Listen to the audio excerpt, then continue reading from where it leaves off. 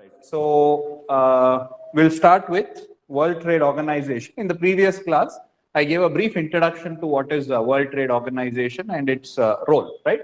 So we discussed the brief history in the previous class. So I told you WTO replaced GATT, right? So General Agreement on Tariffs and Trade. So if you just recollect, so since 1947, the GATT's agreement was regulating the international trade. So with the development of communication and transportation, there was a need for another organization, or rather an institutional mechanism to deal with international trade. So GATT was simply an agreement, okay, whereas WTO is an institution. So under the institution, member countries can negotiate trade related agreements. Are you understanding? So what is WTO? WTO is a framework within which member countries can negotiate anything related to trade. Second, it also has dispute resolution mechanism.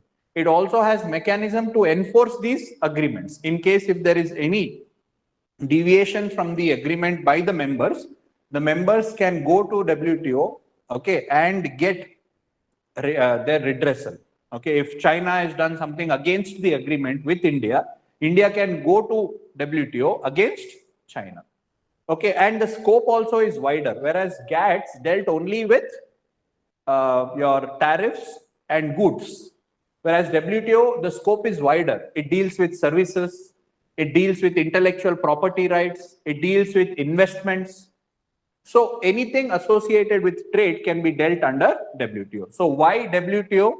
Okay, so the reason why WTO was introduced was it was an institution. GATT was an agreement. So with the growth of trade as a result of improvement in transportation and communication, we required an institutional mechanism where the scope would be wide. You have a grievance redressal mechanism, dispute settlement. It also scope was wider. Services, intellectual property rights, investments, all of them are dealt under under WTO. All right, and also dealt with non-tariff barriers. So in the previous class, we discussed barriers can be of two types, tariffs and non-tariff barriers. So WTO also deals with non-tariff barriers, right? So what is the functions of WTO? Very quickly, if we have to go through the functions of World Trade Organization.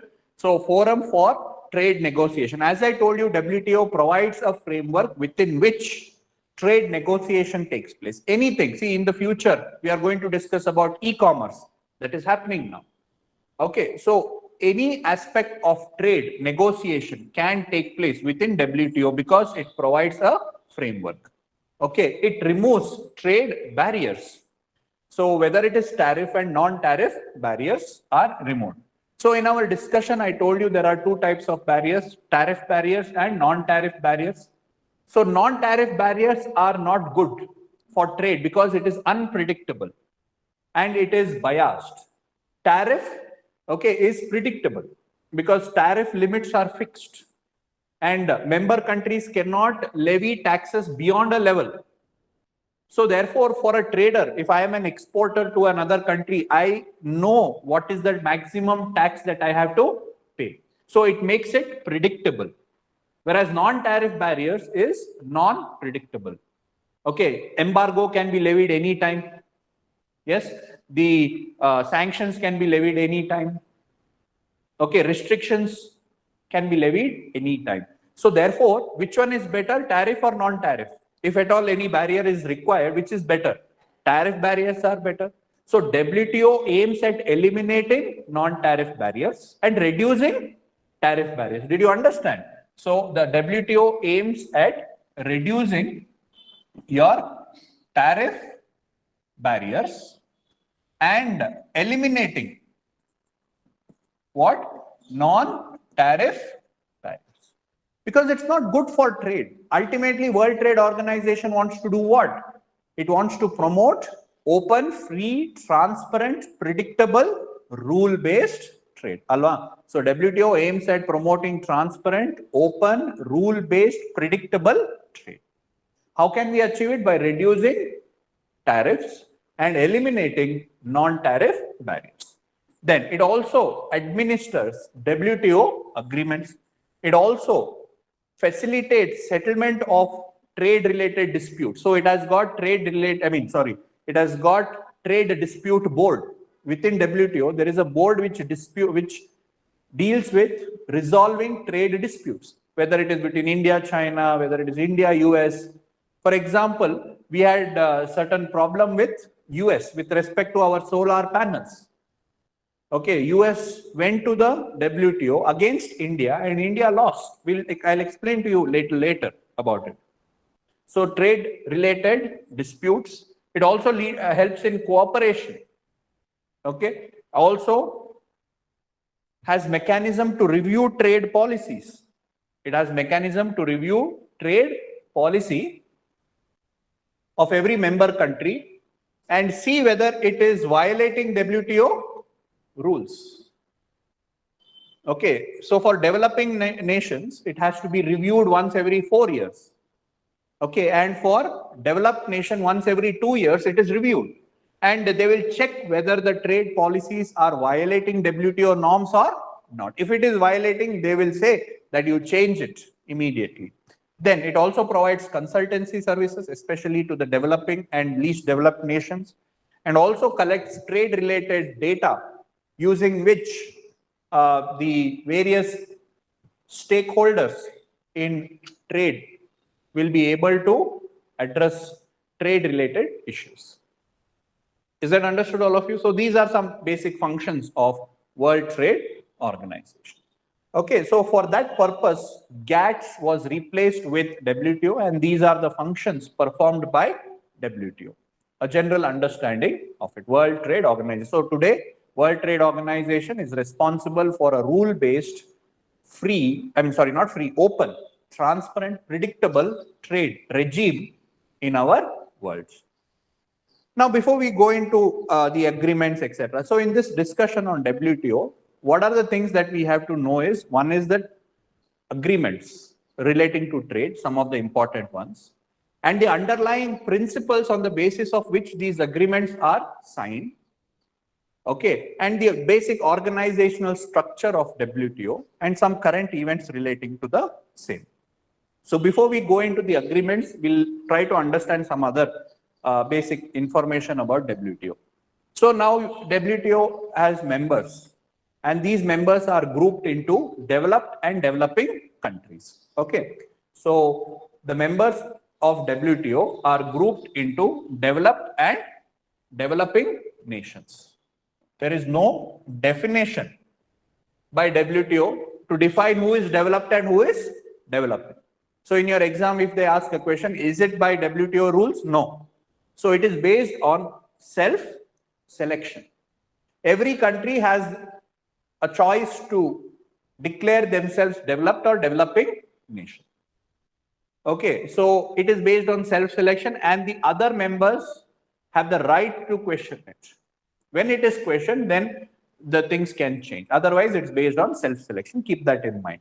Within that developing nation, there are countries who are designated as least developed countries. Least developed countries. Okay, so there are 46 least developed countries, LDCs, Afghan, Bangladesh, Bhutan, Nepal is examples. In Africa, Guinea, Somalia and all are examples of least developed countries. So this list of least developed countries, LDCs, are listed in United Nations organization. So one of the organization called as United Nations Economic and Social Council. It is one of the body of UN, a specialized body of UN, which deals with socio-economic development of the poor nations. So they have maintained a list called as what? LDCs. Now, why this difference is because they have the agreements are differently applied. You understood? So there is differential treatment of members. Not all members are treated equal. They are differentially treated. Developed nations and developing nations are treated differently. Okay, developing nations has more flexibilities, more relaxed rules for implementing these agreements, and LDCs have been given preferential treatment. LDCs are given preferential treatment because trade can be a facilitator in development. Agreed, all of you? Trade can bring about economic growth, development, etc., employment. So trade can be used for developing a nation. So therefore, to facilitate the LDCs, to provide them preferential treatment, under the agreement, there are relaxed rules for them. I'll repeat again, members are divided into developed and developing nation. Within the developing nation, there are countries which are designated as LDCs who get preferential treatment. You'll understand when we discuss. So for you to just appreciate it right now, this is how the groups are classified, or rather the members are classified. So now getting back to our WTO agreement. So as I told you, WTO provides a framework. Members will come, meet, negotiate, and come up with agreements. Alva. So is it legally binding? Is this agreement legally binding? Yes, that's why there is redressal mechanism. Is it legally binding? Yes. They are legally binding agreements. That means once the agreement comes into force, every member has to abide by it. If they don't abide by it, that's what I told you, no, they will drag them to the dispute resolution mechanism of WTO. We'll come to that later. So if, say, as I told you, US dragged India to WTO saying that we violated a rule. I have to tell you all that. Then only what is the rule? So I've kept it for the later discussion. So what is that rule? Solar panel dispute.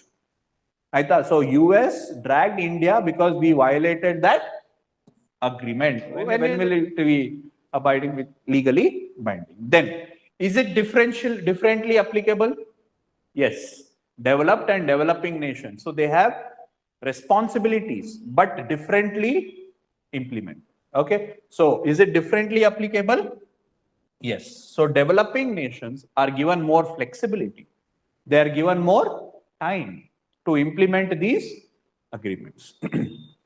Is it absolute? Is it absolute? No, it's not absolute. There are circumstances where member countries can deviate from the agreement in order to protect health, environment, and their industry or whatever sector, economy, or to protect their economy. Members are allowed to deviate. So those deviations are also mentioned in WTO. Okay, these times you can deviate to protect the health, to protect the environment. You remember when I put the slide that time, mangoes, bagging. So phytosanitary measures. So you are exporting fruits, and if that fruit is having disease in it, don't you think they have the right to prevent that fruit entering into their market? You cannot say, oh, it's open trade, don't do anything. Can we do that? No, there are certain restrictions that are allowed to protect what? Health, environment, and the economy, like from cheap import, like dumping. Alva. So dumping, is it good for the economy? It is going to affect our domestic economy. So we can levy what? Anti-dumping duty. So this is provided within WTO. If somebody is practicing unfair trade practice, we can reciprocate by putting restrictions. Okay, now is it absolute? No. Under certain circumstances, we can levy trade barriers. So there are around 60 agreements that have been signed under WTO. Some of them we will discuss a little bit in detail. Okay, like GATT, I told you, has been now subsumed under WTO. Then we have trade-related investment measures. Okay, GATT's General Agreement on Trade in Services, TRIPS, trade-related intellectual property rights. We'll do this. We'll do all of them one by one.